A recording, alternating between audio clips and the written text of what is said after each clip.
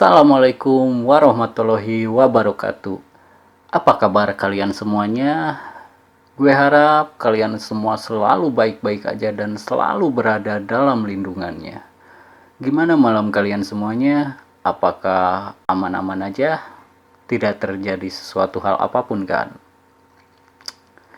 Oh ya, pada kesempatan kali ini gue mau nyeritain satu kisah yang dialami oleh seorang ojek online di daerah Jakarta yang menurutnya dia bertemu dengan sosok hantu dari korban kecelakaan tragedi Bintaro. Penasaran sama kisahnya? Simak terus video ini. Gak usah berlama-lama lagi dan gak usah basa-basi lagi. Mari kita buat malam ini lebih mencekam.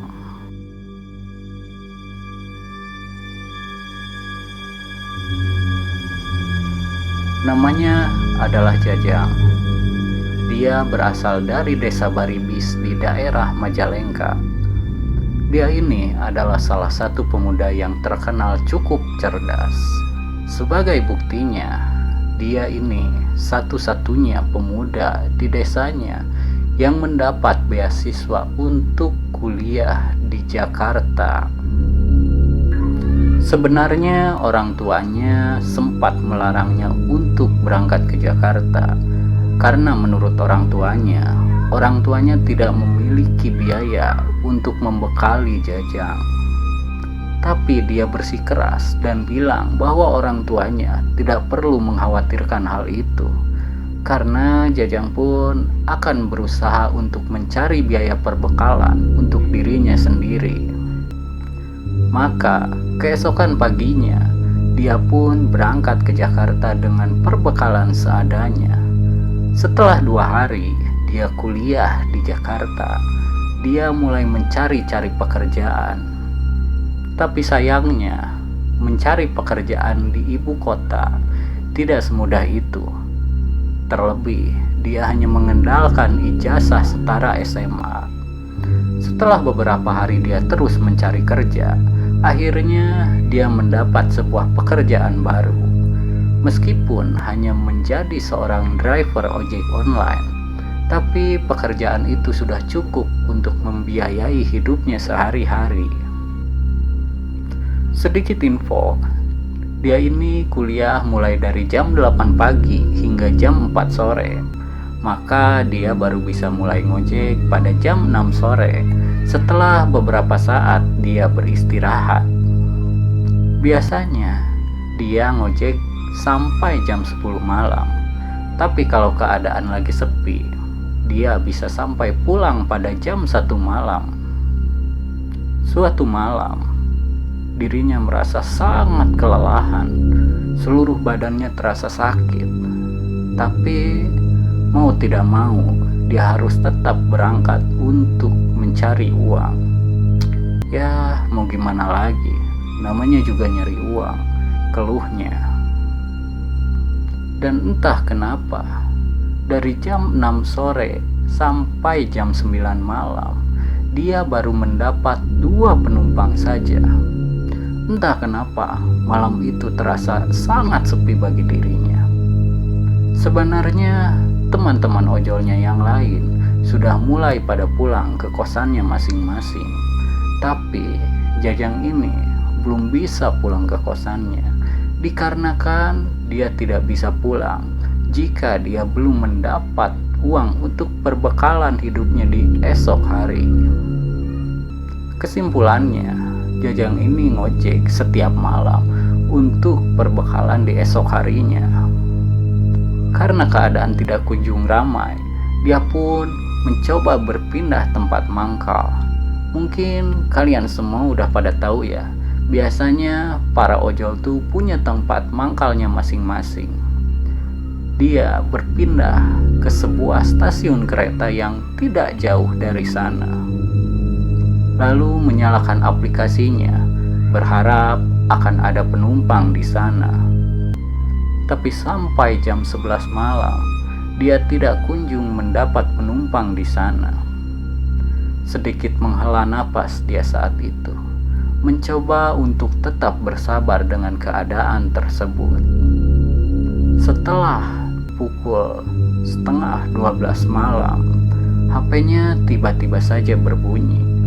Setelah dia melihat HP-nya, dia merasa cukup senang karena ternyata dia mendapatkan satu order penumpang yang sekarang lokasi penumpangnya itu berada di sekitaran kawasan stasiun kereta tersebut. Setidaknya itu bisa menambah anggaran biaya untuk perbekalannya di esok hari. Setelah beberapa saat, tiba-tiba dia dikagetkan dengan seseorang yang menegurnya dari belakang. Setelah dia melihatnya, ternyata itu adalah seseorang penumpang yang memesan jasanya. Tapi dia ini sedikit terkaget karena ternyata penumpangnya tersebut adalah seorang perempuan yang sangat cantik, berambut pendek, berbaju rapi, dan membawa tas seperti layaknya seorang pegawai kantoran. Tak menunggu lama, Jajang pun mempersilahkannya untuk naik sambil bertanya apakah tujuannya benar ke Kebayoran Lama, dengan maksud untuk memastikan bahwa itu adalah benar-benar penumpangnya. Perempuan itu pun hanya menjawab singkat dengan kata iya. Singkat cerita, dia mulai menjalankan motornya. Saat itu, jalanan terasa amat sepi.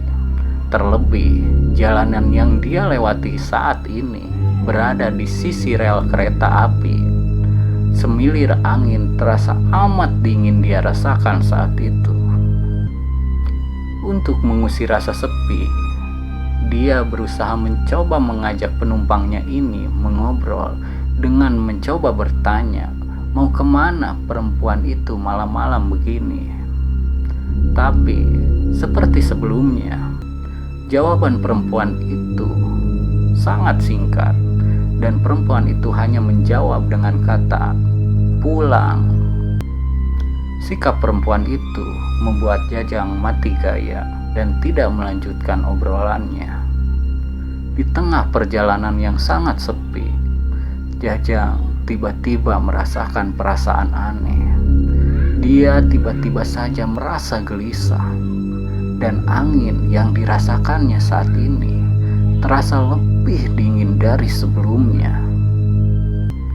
Tiba-tiba dia mendengar seperti ada yang jatuh dari motornya. Maka Jajang pun bertanya kepada perempuan itu apakah ada barangnya yang terjatuh. Tapi perempuan itu hanya menjawab tidak ada. Padahal saat itu terdengar cukup jelas.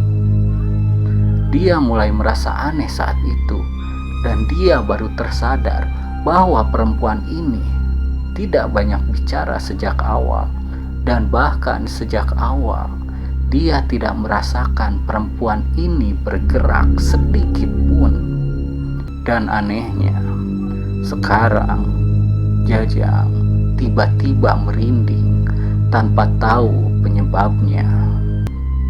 Oh ya, sebelum melanjutkan ceritanya, buat kalian yang belum subscribe, alangkah baiknya kalian subscribe terlebih dahulu, biar gue makin semangat dan tetap semangat untuk membuat video-video cerita horor untuk kalian semuanya.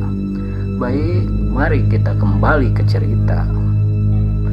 Setelah perasaan merindingnya itu, dia tiba-tiba kembali mendengar ada suara yang jatuh dari motornya.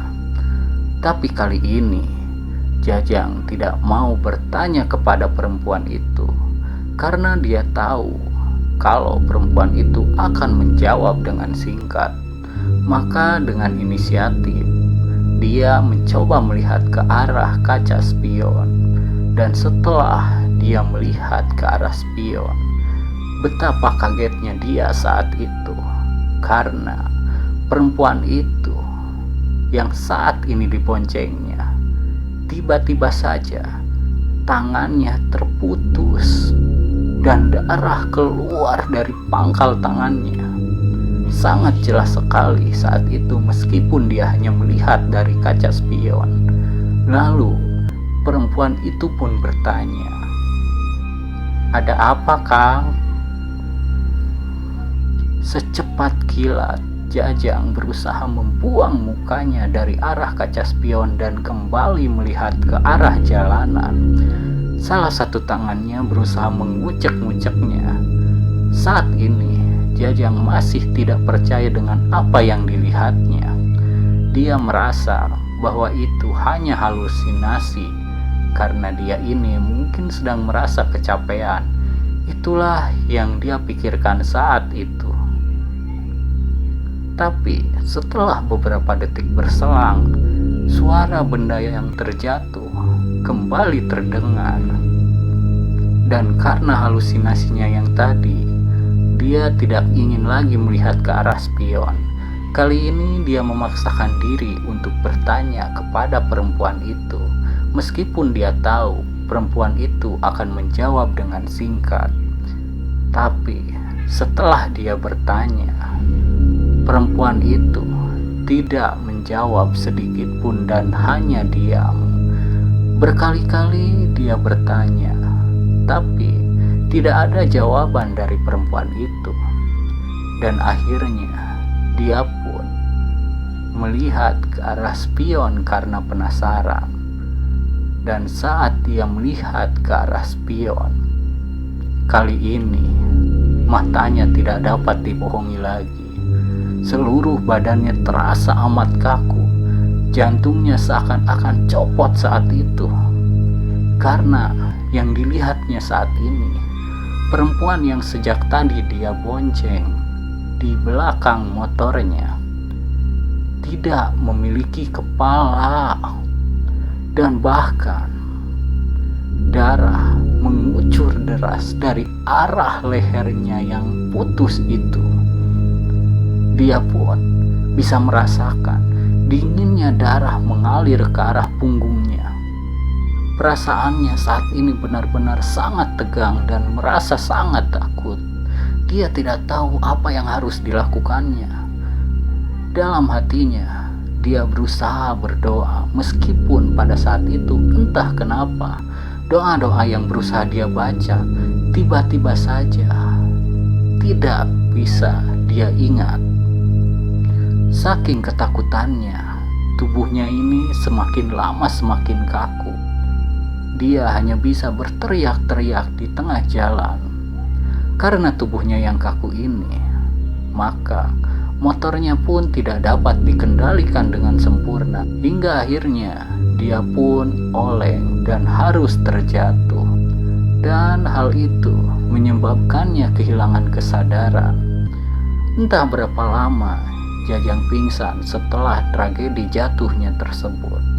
Tapi beberapa menit setelah dia mulai tersadar, dia pun segera bangun dan melihat ke arah kendaraannya.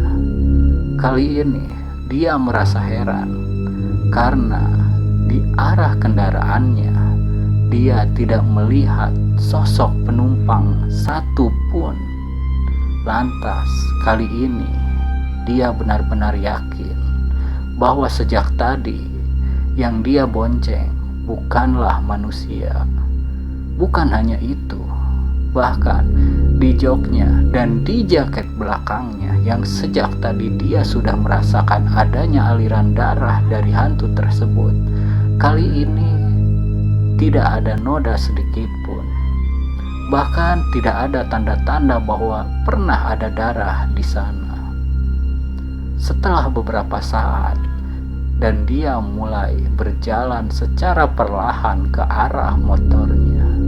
Tiba-tiba dia mendengar suara. Tolong saya. Ya, suara itu suara seorang perempuan yang sedang meminta tolong. Dia pun mencoba mencari-cari arah dari sumber suara perempuan tersebut.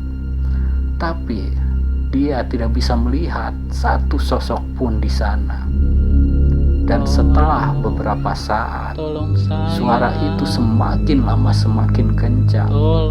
Dia pun bisa mendengar dengan jelas bahwa suara tersebut ternyata berasal dari bawah kakinya.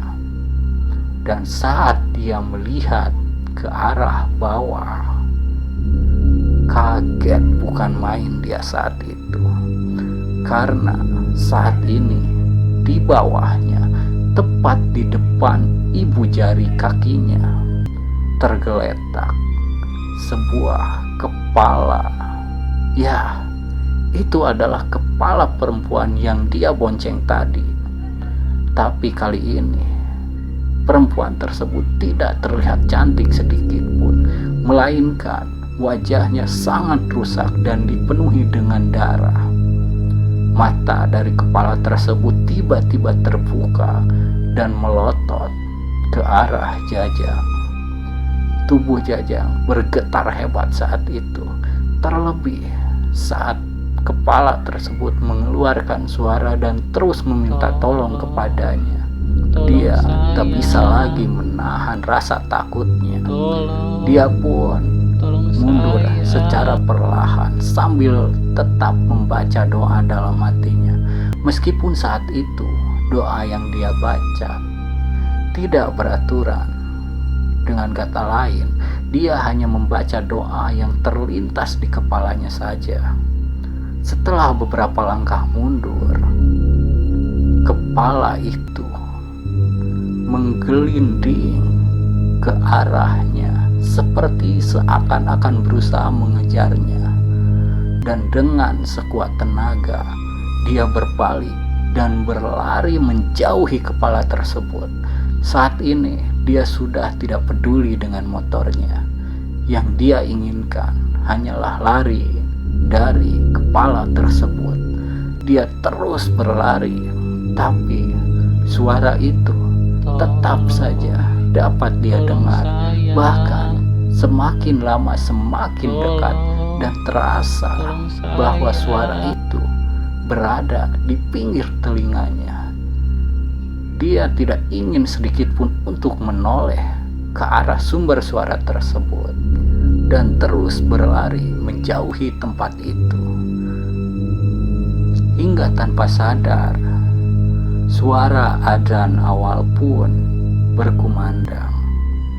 Ya, tanpa terasa, ternyata saat itu sudah mulai memasuki jam 3 pagi.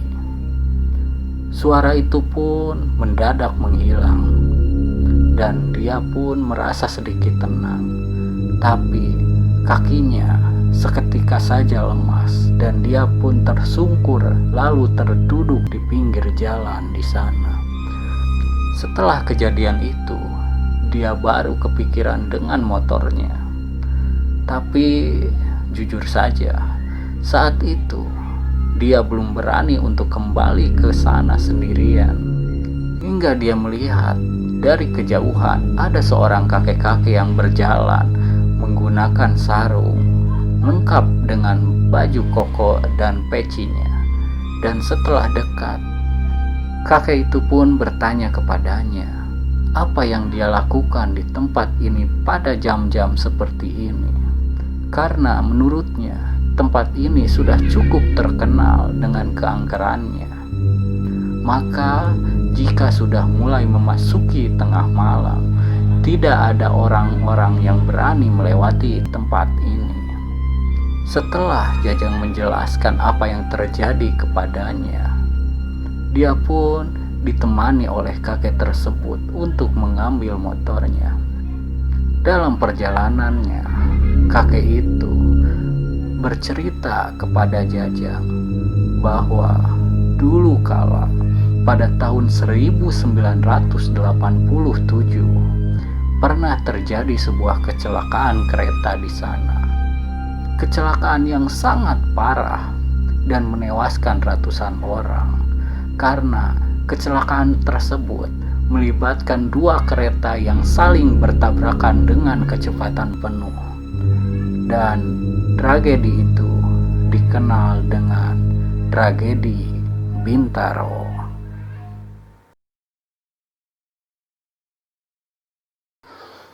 Oke semuanya, itulah cerita horor kita kali ini. Bagaimana menurut kalian semuanya? Apakah cerita kali ini bisa membuat suasana malam kalian lebih mencekam? Atau mungkin kurang? Jika masih kurang, di cerita selanjutnya gue bakal nyari kisah-kisah yang lebih menyeramkan dari kisah yang sebelumnya. Oh ya, jangan lupa tinggalkan pendapat kalian di kolom komentar, oke? Gue Nijar dari Cikoror, see you to the next video. Jangan lupa mulailah lihat sekeliling kalian. Terima kasih. Wassalamualaikum warahmatullahi wabarakatuh.